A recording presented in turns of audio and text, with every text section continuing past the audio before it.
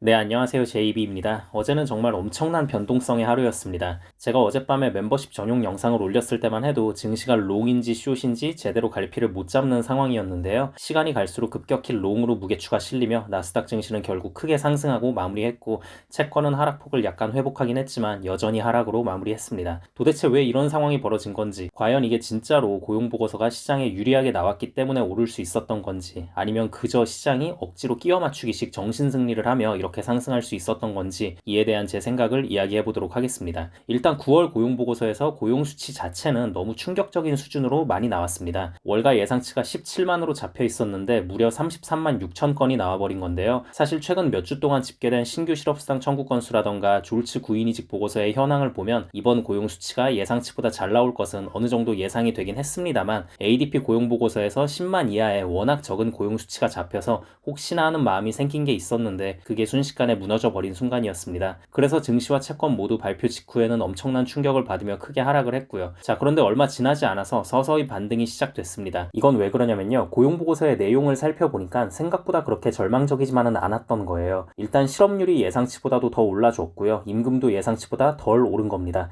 특히 임금 상승률은 지난 3개월치를 연율로 환산하면 3.3이 나오거든요. 이 정도면 연준의 목표치에 부합하는 수치가 나오기 때문에 시장이 좋게 받아들인 부분이 있습니다. 그리고 생각보다 지난달 대비 일자리가 많이 폭증한 게 아니라는 겁니다. 7월 고용 수치는 기존에 발표된 수치가 15만 7천 개였는데 23만 6천 개로 수정이 됐고, 8월 고용 수치는 18만 7천 개로 발표가 됐었는데 22만 7천 개로 수정 발표가 됐거든요. 수정폭이 커도 너무 크죠. 어떻게 이렇게까지 차이가 날까? 이 부분에 대해서 잠깐 이야기를 좀 하자면, 매번 이런 식이니까 미국도 요새 통계를 조작하는 게 아니냐는 소리가 나오는 것 같아요. 나중에 발표하는 수정치가 이렇게까지 차이가 나버리면 도대체 이번 수치도 믿어야 하는 건지 어째야 하는 건지 좀 찝찝하고 불안한 마음을 남긴 부분이 있습니다. 아무튼 계속 이어나가자면요, 고용 수치가 잘 나오긴 했지만 생각보다 고용의 질이 좋은 게 아니라는 부분 역시 시장이 호재로 인식하게 됐습니다. 일단 이번에 일자리가 많이 늘어난 부분이 레저 접객 부분이거든요. 근데 여긴 애초에 고임금 직군이 아니죠. 그리고 이번에도 공공기관 부분 일자리가 많이 증가를 했습니다. 이번 신규 고용 33만 6천 개 중에 공공부문에서 무려 7만 3천 개가 증가를 해버린 겁니다. 이 정도로 공무원 일자리가 많이 늘어난 건 1978년 이후 최고치라고 보면 되는데요. 사실 민간 기업에서 일자리가 많이 늘어야 그게 진짜 양질의 일자리인 거고 경기가 좋다는 지표라고 볼 수 있는 건데, 공무원 일자리가 많이 늘었다는 건 별로 좋은 게 아니죠. 그리고 여기에 또 결정적으로 풀타임 일자리는 오히려 2만 2천 개가 줄었는데 파트타임 일자리가 무려 15만 1천 개가 늘어나 버린 거예요. 저는 이 부분이 굉장히 결정적이었다고 봅니다. 그러니까 이제 시장에서도 다시 생각을 바꾼 거죠.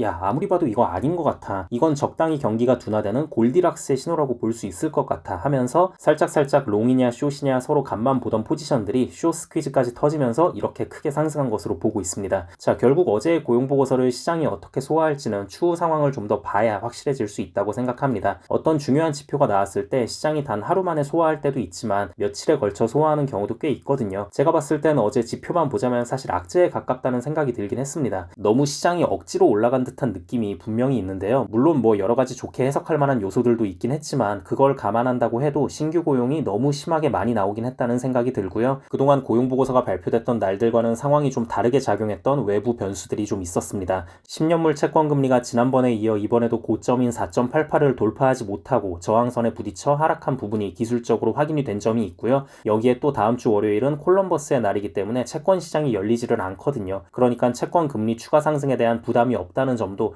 쇼스퀴즈를 부추기며 주식시장에는 호재로 작용했을 수가 있습니다. 그래서 다음 주에 연준 인사들이 오늘 고용보고서에 대해 어떻게 발언하느냐가 주식과 채권에 꽤 중요할 것으로 보입니다. 그럼 오늘 영상은 여기까지 하도록 하고요. 다음 영상에서 뵙겠습니다. 감사합니다.